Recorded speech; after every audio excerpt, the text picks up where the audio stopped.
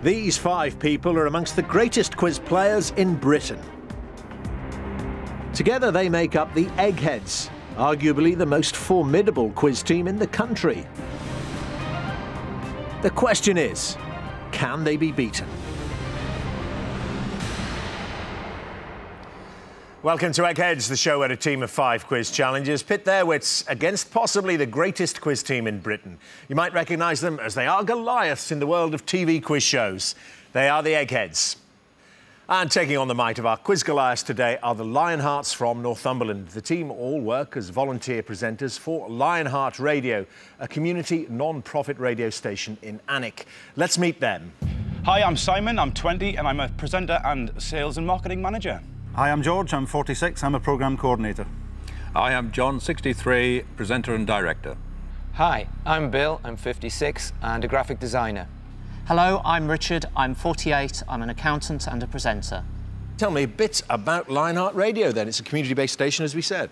We're basically a volunteer-based radio station. We need volunteers to come through the door. We heavily rely on donations and sort of people coming in and sponsoring the shows. Sponsorship and the rest of it. So what kind of things do you broadcast and how many listeners do you have, do you know? It's something that we can't really suss out at the moment. I mean, we think we've got around sort of the population of Alnwick, really, hopefully. And the things that we broadcast vary from, you know, your sort of standard music programme right through to news. Richard does sort of sport reporting. We have people out and about with microphones going around the town and sort of speaking to local businesses. And it's just basically tying the whole town together via a sort of a medium where anyone could come in and speak. Open door policy. That's pretty much it, yeah. Now, let me tell you, every day there's £1,000 worth of cash up for grabs for our challengers. However, if they fail to defeat the Eggheads, the prize money rolls over to the next show. So, Lionhearts, the Eggheads, have won the last 2 games, which means £3,000 says you can't beat the Eggheads. Right. And let's see, the first head-to-head is science. Who'd like to play that? Science. What do you think, guys? You'll have a go. Yeah, I'll have a go at that one. Richard? Yes. It's for me. Richard, who would you like to play from the Eggheads? Any one of them you like at this stage? Judith? There's no soft touches there. Judith. Yeah, I'll play Judith. OK, Richard against Judith. Richard, I thought you were the sports expert. Local sports. Ask me about Alnwick Rugby Club. Yeah, just might not come up. OK, it's going to be Richard and Judith playing science. Could I ask you please then to take your positions in the question room? OK, then, Richard, you've avoided the sports category, if it comes up. Would you like to go first or second in this science one? I'll go first, please, Dermot. Off we go, then. Good luck, Richard. A drug that promotes calm or induces sleep is known by what name? A sedative, a laxative or a palliative? Yes, I think I know this one, but laxative definitely is not one for calm, or a palliative probably not much help either, so I'll go for sedative. Yes, that's the right answer. Good start, Richard. One to you, then. Judith, in the human body, which hormone stimulates the development of male characteristics? Estrogen, testosterone or progesterone? I think that might be testosterone, Dermot. It is. That's the right answer, Judith. One apiece. Richard's second question. What term is used to describe the ability of a chemical element to combine with other elements? Resonance, immunity, valency? Takes me back to my chemistry in school days, Dermot. The answer's valency. Valency is the correct answer. Yes, well done. Judith, what name is given to a fraction such as 7/2 in which the number above the line is greater than or equal to the number below? Improper, regular or mixed? Top heavy. I don't think it's regular, so I suppose it might be improper. Improper it is. That's the right answer. So it's 2-all. Well, Richard, if you get this, puts the pressure on Judith. Here's your question. Herpetology is the study of which creatures? Primates, reptiles or rodents? Herpetology.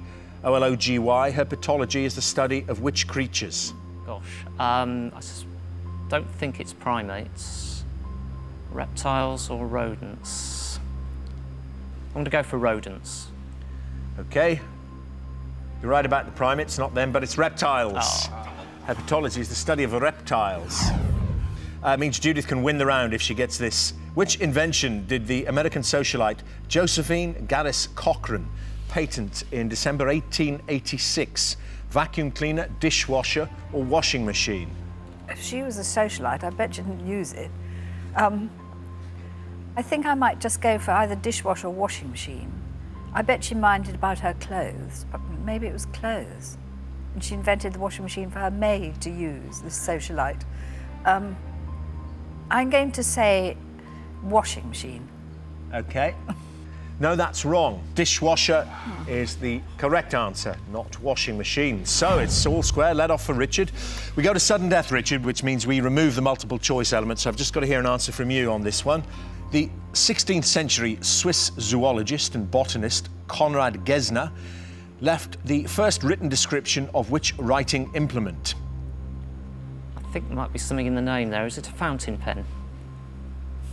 Is that your answer, Richard? Yes. Fountain pen? Very close, but it's not. Eggheads, do you know?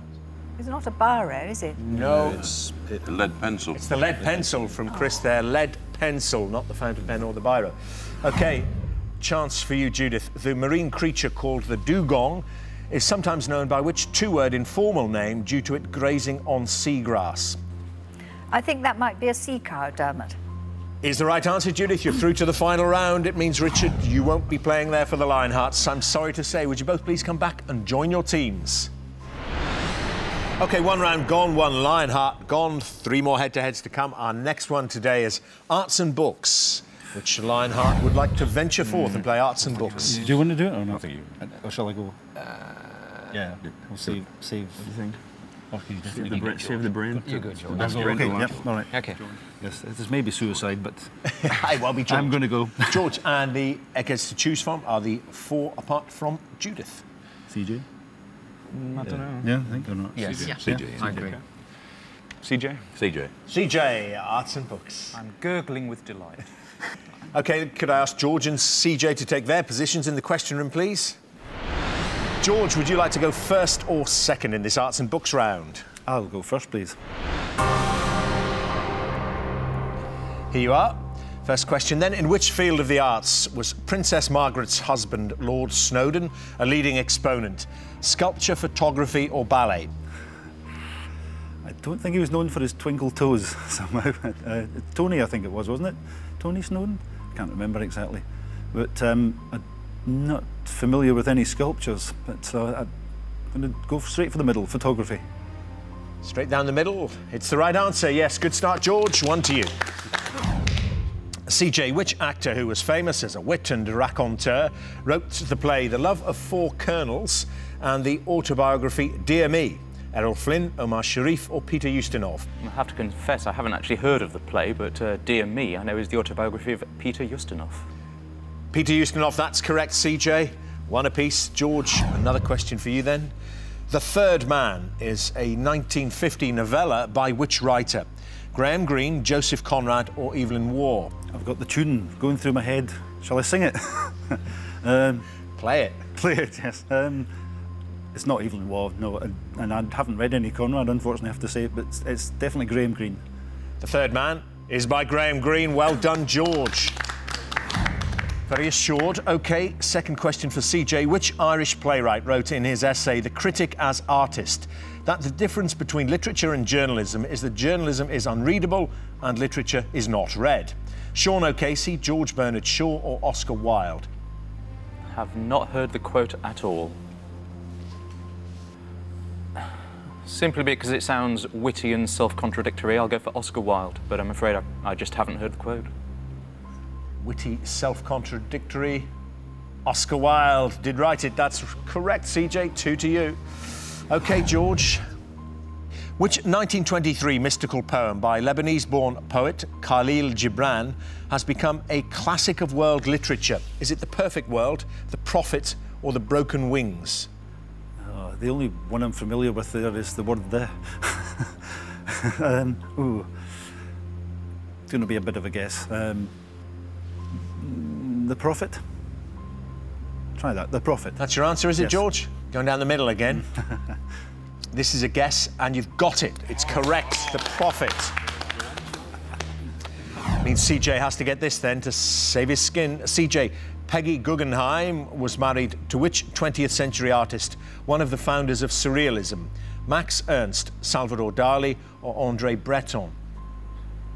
Oh, I should know this straight away, shouldn't I?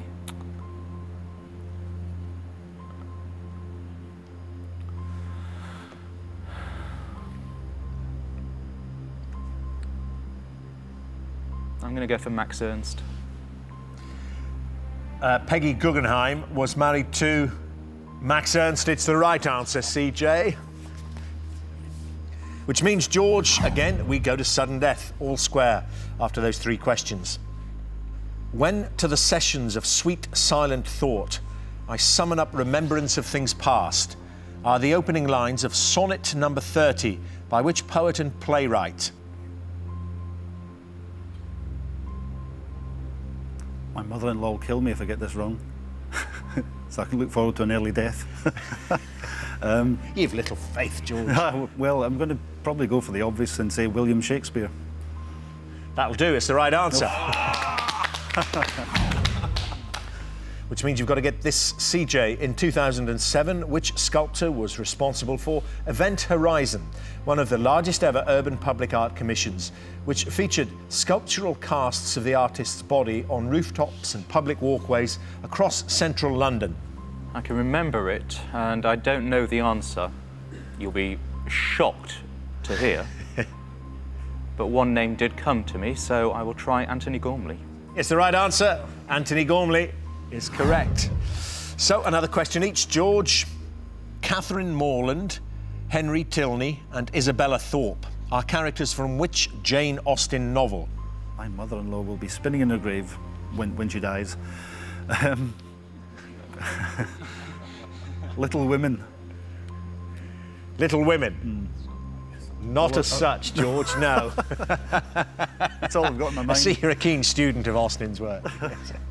CJ, do you know this? You should. I'd probably plump for Mansfield Park. No. Other eggheads? Northanger Northanger Abbey, and certainly not Little Women. OK, CJ, you can win it if you get this. What is the nationality of Thomas Keneally, the Booker Prize-winning author of Schindler's Ark? I had to study Schindler's Ark for A-level. He's Australian. Thomas Keneally is Australian. It's the correct answer, CJ. You've won the round. Well played, George, but not to be on the day. Would you both please come back and join your teams? Well, after that round, the Lionhearts have now lost 2 brains from the final round. The Eggheads have lost none. The next subject is sport. Now, Richard played, so who'd like to play this one? Simon, John or Bill? It's up to you, John. I'll go for it. Yeah, John. I'll go. Yep, John. And you can choose from Chris, Daphne or Kevin. Kevin, please. Right, well, let's have John and Kevin into the question room, please. OK, John, would you like to go first or second? I'd like to go first. German, please. Good luck, John. Here's your first question. Giuseppe Farina won the first Formula One World Championship in 1950, driving which make of car? McLaren, Alfa Romeo or Honda? Well, I think McLaren and Honda are probably later models, if that's valid. He sounds somewhat Italian. Alfa Romeo is a very old car manufacturer. I think I'll go for Alfa Romeo. Giuseppe Farina won the first Formula One World Championship in 1950, driving an Alfa Romeo. It's the right answer. Kevin, in Olympic-style amateur boxing, what is the heaviest weight division? Super heavyweight, heavyweight or light heavyweight? Well, obviously it's not light heavyweight, it's either heavyweight or super heavyweight, so I'm just trying to think of the Olympics and if they have a super heavyweight category. I think there is a super heavyweight in the Olympics. Yeah, super heavyweight. Super heavyweight is correct. It is the heaviest weight division in Olympic-style amateur boxing, so it's all square. And John, your second question. Phillips Idowu represents Great Britain at which athletics event? Long jump, high jump or triple jump? My knowledge of athletics is not particularly good. I've just about heard his name, but I'm trying to put it to which one. I think I'll go for triple jump, Dermot. Phillips Idowu represents Great Britain at the triple jump. It's the right answer. Nearly doing one yourself there, John. OK, it's the lead then for John. Kevin, which tennis legend did Roger Federer beat 2-1 in a 3-match exhibition series in Asia in November 2007? Bjorn Borg, John McEnroe or Pete Sampras? I'm not too sure on this one because they've all been involved in these exhibition types of things over the last couple of years. I've got an inkling it might be Sampras. 2-1, you said? 2-1. It rings a bell of sorts, so I hope it's Sampras. OK, well, you've gone for Sampras now. It's the right answer, yes, Pete Sampras. OK, well, you're trying to beat the Federer of the quiz world here, John. If you get this, John, it might put him out. Brian Clough scored 197 goals in 213 league matches for which club during his playing career? Middlesbrough, Sunderland or Newcastle United? Well, that's a very interesting question because I come from Middlesbrough originally. I've actually met Brian Clough as well. He played a long time for Middlesbrough, and on the basis that he played a long time for Middlesbrough, I'm going to say Middlesbrough. When you met him, did you have a chat with him, John, or was it just... Yes, we were actually having a kick around on a field in Middlesbrough, and he, as was his habit, he stopped and looked over the fence and was always looking for talent. Needless to say, he didn't pick me. Well, that was in his early days of management. Oh, yes, he was a marvellous chap, marvellous bloke, marvellous. You, young man, I'll have you, but not you. I hope it's the right answer, Dylan. Yeah. Well, you're right, it's Middlesbrough. Well worked out. That's the correct answer. Brian Clough scored those 197 goals for Middlesbrough. OK, you've got to get this, Kevin. The martial art Taekwondo originated in which country? Japan, Korea or Thailand? That's Korea, Dermot. Actually, I would have thought that would be a bit tricky, but no problem. It's the right answer. OK, we go to sudden death again. All 3 rounds so far. John, which sport would you be playing if you came across the Eisenhower tree? The Eisenhower tree? Eisenhower tree. American football? Is that your answer, John? It is, yes. American football. It's not the right answer, John. Required a little bit of lateral thinking. Right. Kevin, do you know? Could have been your question. Assuming it's the Eisenhower, who was American president, he was a great aficionado of golf. So I'm assuming it's golf. It is golf, yes. And specifically, Eisenhower tree is a large pine on the 17th hole at Augusta, and the former US president hit it so often he campaigned to have it cut down. Is it still there then? Yes. Right. OK, well, a chance for Kevin to win the round. Which major annual sporting event is known as the Fall Classic? I can think of one major sporting event that I've certainly heard that term applied to. I'm just thinking if there's anything else. No, I'll stick with it. I mean, it's a term that's often applied to the World Series baseball final. The Baseball World Series is the correct answer, Kevin. You've won the round. Bad luck, John. As I said, it was a bit like Sampras against Federer. You did really well, and he struggled on what some people would have thought were the easier questions, but he's gobbled his last 2 up and put him through to the final round. Means you won't be playing there, John. Would you both please come back and join your teams? Well, Lionhearts, you're doing ever so well in these head-to-heads. All gone to sudden death, really giving the Eggheads a battle, but lost out in 3 out of 3 so far. So our last head-to-head before the final round, last chance to knock an Egghead out now, and this one's entertainment. Oh, well. Well, you're all entertainers, and it's Simon or Bill. Mr. Entertainment. Mr. Entertainment. That's what they say. But... OK, Simon, going to be you, and which Egghead would you like to play? It's Chris or Daphne? Chris or Daphne? Well, not Daphne, because I think she knows a bit too much about entertainment. Chris, possibly? I don't know. Yeah. Chris. It's going to be then Simon playing Chris. The subject is entertainment. Could I ask you, please, to go to the question room? OK, well, Simon, Mr. Entertainment, as the Lionhearts called you there. Well, we'll see. Against Mr. Non-Entertainment, I think that Chris would admit. Not his favourite subject, but he has won his last 3 outings. So would you like to go first or second, Simon? Oh, yeah, I'll stick with the trend and go first, please. Well, as long as you don't stick with the trend on the outcome, Simon. Yes. Off we go. Good luck with this. Sean Bean, Johnny Depp and Sarah Duchess of York have all made guest appearances on which sitcom starring Dawn French? Jam and Jerusalem, Murder Most Horrid or The Vicar of Dibley? It's an interesting one. Jam and Jerusalem, quite recent. I bumped into that recently on BBC. Murder Most Horrid. To be honest with you, I've never heard of that before. I'm going to try Vicar of Dibley, please. OK, Vicar of Dibley. All those famous people and many others. It's the right answer. The Vicar of Dibley is correct. Good start, Simon. Chris, who played the title role in the 1964 film Mary Poppins? Julie Andrews, Angela Lansbury or Audrey Hepburn? That was Julie Andrews. Correct. Well done, Chris. OK, straight back to you, Simon.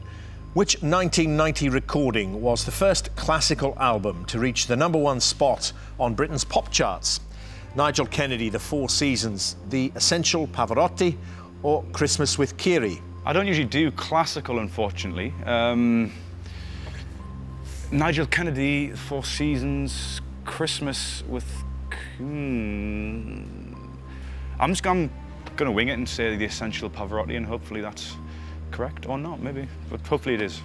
OK, stop talking now. Just go for it, because it's the right answer. And the clue in the question there, I think 1990, the year of the Gazetteers World Cup and Italia 90 and all that Pavarotti music and Nessun Dorma. Chris, Dick-a-Dum-Dum was a hit single in 1969 for which British singer and entertainer? Bruce Forsyth, Des O'Connor or Ken Dodd? Dick-a-Dum-Dum was a hit single in 1969 for which British singer and entertainer? It's been a millstone round his neck ever since, and he still gets his leg pulled about it on Countdown. It's Des O'Connor. Didn't Morecambe and Wise tease him about it for years? They teased Des O'Connor mercilessly about everything. It is the right answer, yes, Des O'Connor, so it's 2-2. OK, Simon. Can you tell me A Couple of Swells and I Love a Piano are songs from which musical film of 1948? Camelot, Shall We Dance or Easter Parade? No, as you can imagine, 1948 isn't really my specialist subject. Easter Parade is the one that's standing out for me. I'm going to go for Easter Parade, see, hopefully. OK, Easter Parade stood out for you, stands out for us too. It's the right answer. Couple of Swells. OK, you've got to get this then, Chris, as you know. What was the name of the 2003 political TV drama written by Paul Abbott, which starred David Morrissey, John Sim and Bill Nighy?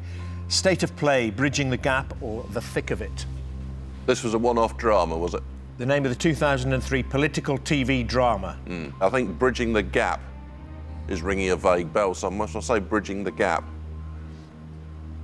OK, Bridging the Gap. It's the wrong answer. It's State of Play.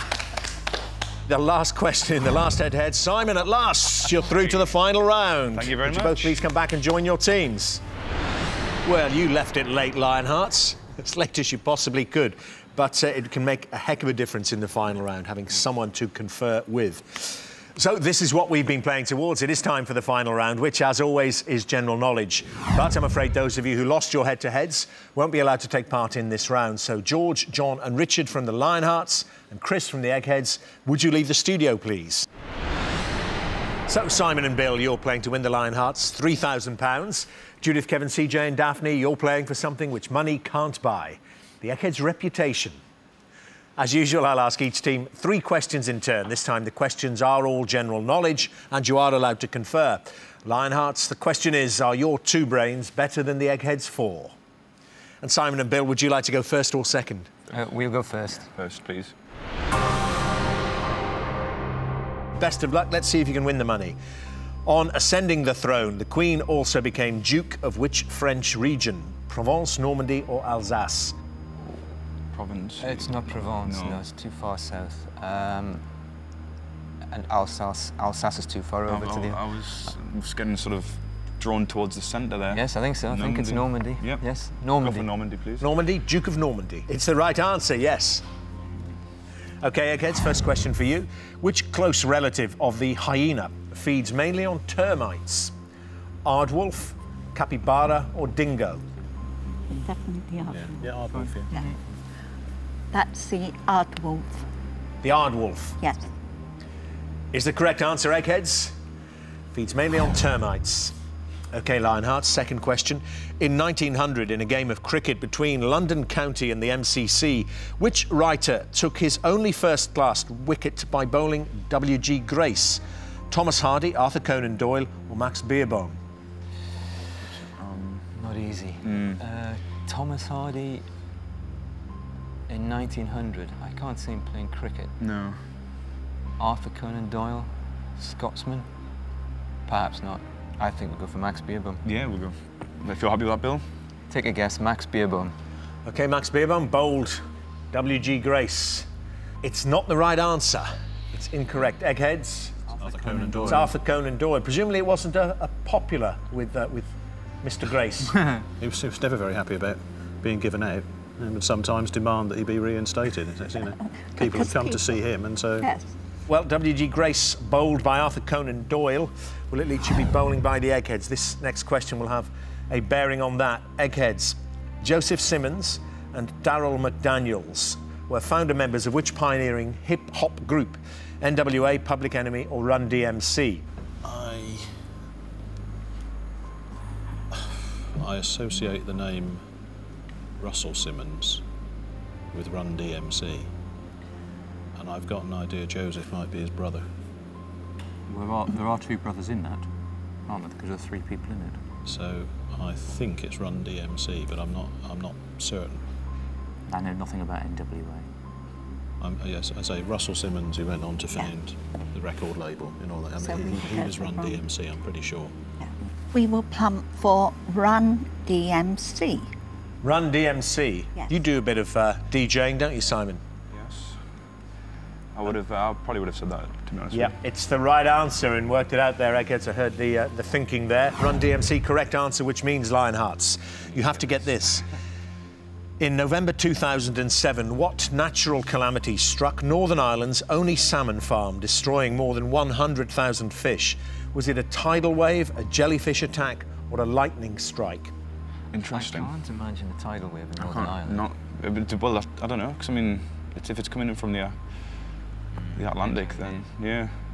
Jellyfish attack. I don't know if that would kill that many jellyfish would need to. And in Northern Ireland, how many it's the population of jellyfish. Northern Ireland, I don't know.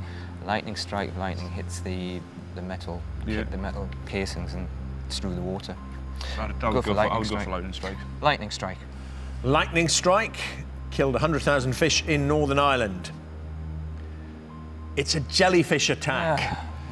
It is a jellyfish attack. They were little tiny ones called mauve stingers, and they were able to get inside the farm.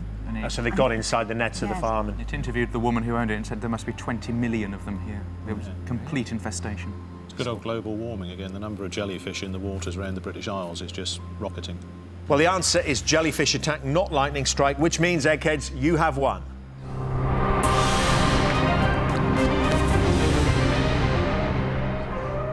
Well, bad luck in the final round there, Lionhearts, and actually bad luck in those head-to-heads. They were awfully close. I mean, pretty unrepresentative, actually, that there were only two of you sitting there in the final round. But thanks very much for playing, Eggheads, and telling us all about your sterling work with Lionheart Radio. Thank you, Dermot. Pleasure having you.